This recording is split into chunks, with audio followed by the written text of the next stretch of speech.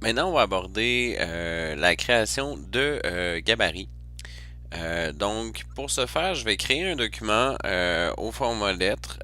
C'est important de retenir que les, les propriétés qu'on applique quand on crée un nouveau document, on peut aussi les modifier une fois rendu dans le gabarit. Mais bon, euh, pour tout de suite, on n'utilisera pas page en vis-à-vis, qui, comme je le disais dans un tutoriel précédent, page en vis-à-vis, c'est quand on va avoir à relier le document. Mais pour les besoins de la cause, on n'utilisera pas. On se posera pas trop de questions sur les marges pour tout de suite parce que je vais vous montrer, une fois dans le gabarit, comment modifier les marges pour chaque gabarit. Donc, j'ai présentement dans mon onglet page, qui est ici, une page qui est mon document lui-même. Et j'ai les gabarits qui servent en fait à structurer les éléments qui vont se répéter dans chacune des pages. Pour plus d'informations sur les gabarits, je vous invite à visiter la page Moodle à cet effet-là. Donc, je vais entrer dans mon gabarit A en double-cliquant dessus. Et là, vous voyez que il n'y a pas beaucoup de différence, mais vu qu'il y a un encadré noir autour de mon gabarit A ici, c'est que je suis à l'intérieur. Si j'étais sur ma page, ce serait ma page qui serait en bleu avec le numéro en noir. Mais là, je vais aller dans mon gabarit. Donc, dans mon gabarit, ce que je vais insérer, c'est tous les éléments qui vont se répéter sur chacun des modèles de page. Par exemple, je pourrais avoir deux colonnes de texte dans dans chacune de mes pages modèles de mon gabarit A. Fait que si on va voir dans ma page, on va voir que quand je fais libérer tous les éléments de gabarit, on voit que mon document contient deux colonnes ici qui sont en fait deux blocs de texte. En gros, un gabarit, ça sert à ça. Si, par exemple, je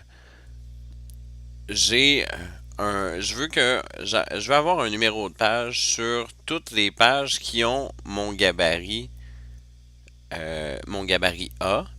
Ce que je vais faire, c'est que je vais aller insérer un petit bloc de texte, par exemple, dans le coin en bas à droite. Et je n'insérerai pas le numéro de page. Je vais insérer une variable.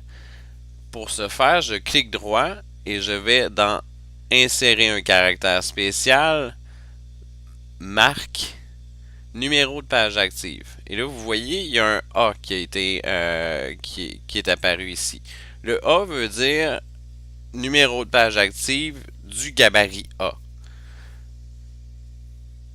Donc, si je vais dans ma page 1, vous voyez que dans mon encadré ici, il est marqué un petit 1. Et si je crée d'autres pages à partir de mon gabarit A, mon numéro change. Ensuite, on peut insérer n'importe quel élément, n'importe quel type d'élément. Par exemple, je pourrais aller insérer, mettons, un carré gris dans le coin en haut à droite de chacune de mes pages. Et dans chacune des pages qui va avoir mon gabarit A, je vais avoir un carré gris. Si je voulais avoir, mettons, une image qui commence là, je pourrais insérer un bloc image ici et soit si c'est toujours la même image, je peux l'insérer directement dans le gabarit. Ou si mon image diffère d'une page à l'autre, mais que j'ai toujours une image dans le coin en haut à gauche, en haut à droite, je peux tout simplement créer des pages et aller les insérer mes images à la main. Pour insérer une image dans ma boîte que j'ai créée sur mon gabarit, il faut penser à libérer les éléments du gabarit en cliquant droit sur la page, libérer tous les éléments de gabarit, ou si je me trompe pas, c'est CTRL ALT SHIFT L qui va aller libérer tous les éléments de gabarit. Et on peut créer autant de gabarits qu'on a de modèles de page. Par exemple, si j'avais un document à plusieurs pages, je pourrais créer un nouveau gabarit et là, l'onglet gabarit va apparaître et j'ai le choix du préfixe. Je peux donner un nom à mon gabarit. Par exemple, là, si j'avais des pages de texte, ben, je pourrais mettre, mettons, une page titre. Fait que là, je pourrais l'appeler gabarit page titre et faire OK. Et là, vous voyez qu'il y a un nouveau gabarit ici qui est rentré. Il s'appelle gabarit page titre. Et là, je pourrais avoir, par exemple, une image en fond et un titre de section ici dans une grande boîte avec un style que j'appliquerais déjà. Je peux soit créer un style de caractère, ce que je vous recommande fortement, ou tout simplement aller déjà appliquer des propriétés à partir de la boîte de la boîte de propriétés de texte qui est en bas ici, là, qui peut être en haut dans votre interface, dépendamment de comment vous l'avez géré. Fait que si, mettons, je lui précise que mon titre de section va être bon en Rosewood STD 48 points. À chaque fois que je vais insérer une page avec un gabarit, je libère mes éléments de gabarit. Je vais aller inscrire mon titre. Et je peux aller aussi insérer mon image qui est en arrière-plan ici. Et importer en faisant CTRL D. Et aller insérer une image que j'ai choisie comme ça ici. Voilà. Et vous voyez que j'ai créé ma page titre. Donc, comme je vous dis, on crée un gabarit par modèle de page. Par exemple, si dans un journal, il y a des pages à 2 colonnes, des pages à 3 colonnes, je peux créer différents gabarits pour gérer mon nombre de colonnes dans mes textes. Ce qui est important aussi de se rappeler, c'est que on peut soit avoir des colonnes qui vont être complètement séparées et que le texte, s'il est trop long, ne se continuera pas sur l'autre colonne, comme ce bloc-ci. Vous voyez qu'il y a un petit plus ici qui apparaît. Ou je peux avoir des colonnes qui vont se répéter, qui vont se compléter l'une l'autre. Fait que par exemple, là, vous voyez, mon texte était trop long. Si j'en efface une partie, vous voyez que ça se continue sur l'autre colonne. Ça, c'est en liant des boîtes de texte. Pour lier une boîte de texte, ce qu'on fait, c'est que on crée nos deux boîtes de texte et vous voyez dans le coin en haut à gauche de ma boîte de texte, j'ai un petit carré blanc comme ça ici, qui est juste en dessous du coin supérieur gauche.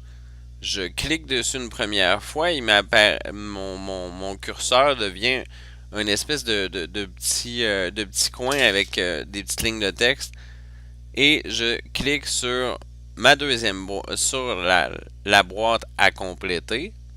Vous voyez, il y a des petites chaînes à côté de mon curseur ici. Je clique dessus et hop, mon texte va se chaîner.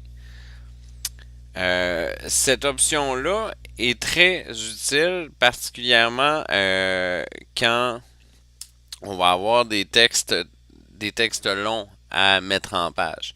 Là, chose importante, là, j'ai mis du texte dans mon gabarit. Normalement, on ne fait pas ça. Si on a un texte qui se répète sur toutes les pages, par exemple, si j'avais le titre de mon livre ici en bas au centre, mettons les aventures de la mise en page. Si mon titre se répète sur toutes mes pages,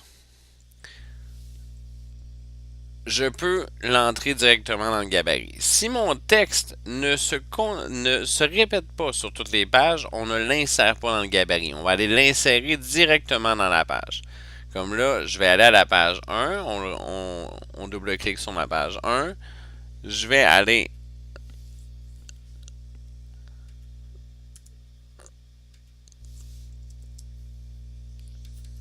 insérer un texte long. Par exemple, je vais aller importer le texte que je vais utiliser dans un prochain tutoriel sur les styles de caractères et les styles de paragraphes, qui est ici. Là, vous allez voir, je fais OK. Là, vu que ma boîte n'était pas chaînée quand j'ai libéré mes éléments de gabarit, ce que ça a créé, c'est que vu que mon texte est trop long, le logiciel a créé une seconde page avec le même gabarit où le texte va aller se poursuivre dans la même colonne que où elle était dans la première page. Donc on le voit ici, là, j'ai mon texte ici. Et vous voyez, ça a été se continuer sur mon autre page. Parce que au moment où j'ai créé cette page-là et que j'ai libéré les éléments gabarit, ma boîte n'était pas chaînée. Par contre, si je vais dans ma page 3 et que, vu que je n'ai pas libéré mes éléments gabarit encore, je ne peux pas cliquer dessus. Donc, je vais aller cliquer dessus ici, libérer tous les éléments de gabarit. Je vais aller importer le même texte. Et voilà. Donc, on remarque que cette fois-ci, vu que mes boîtes sont chaînées, mon texte se continue sur la deuxième boîte comme c'est censé. Donc, rappelez-vous que quand vous libérez les éléments d'un gabarit, vous en brisez le lien entre le gabarit et l'objet, mais vous ne brisez pas le lien entre la page et le gabarit. Donc, si vous suivez ma théorie, vous allez remarquer que là, vu que j'ai inséré mon texte dans une boîte de texte qui était liée à l'autre, mon texte continue dans mon autre boîte. Si mon texte avait été plus long, mais tellement long qu'il se répandrait sur 2 pages, ben là, on recommence la chaîne au départ et on retourne à ma première colonne parce que mon chaînage commence sur ma colonne de gauche, se poursuit sur ma colonne de droite et revient sur ma colonne de gauche. Ensuite, pour ce qui est des gabarits, ici, on peut aller modifier le nombre de colonnes de chaque gabarit et le nombre la mise en page finalement des colonnes. Fait que si je veux faire ça, je rentre dans mon gabarit. Mettons, je vais aller dans mon gabarit A. Je vais aller faire page, marge et colonne. Et je vais aller lui mettre, mettons, une plus grande marge autour et lui mettre plus de colonnes. Je fais OK. Et vous allez voir que ça n'a pas eu le même, ça n'a pas eu cet effet-là dans mon gabarit B parce que ça l'a appliqué seulement à mon gabarit A. Si on va dans mon document, on va le remarquer. Dans toutes les pages où mon gabarit A est appliqué, j'ai ce nombre-là de colonnes et dans toutes les pages où j'ai mon gabarit B, j'ai ce nombre-là de colonnes. Donc, on peut avoir des grilles variables entre différents gabarits dans un même document. Donc, c'est tout pour les gabarits pour tout de suite. Je vous invite à, si ce n'est pas déjà fait, à aller lire la page sur la création de gabarits qui est sur le Moodle. Et si c'est déjà fait, je vous invite à créer un document dans lequel vous allez aller créer des gabarits, lier des boîtes de texte entre elles et utiliser les différents outils pour créer vos gabarits. Je vous invite à aussi pratiquer à changer le nombre de colonnes, les marges, l'espace entre les colonnes, entre les différents gabarits, en utilisant justement la dernière option que je vous ai montrée, qui est d'aller dans votre gabarit et d'aller dans page, marge et colonne. Une fois que c'est fait, vous enregistrez votre document et vous allez me l'envoyer par mail.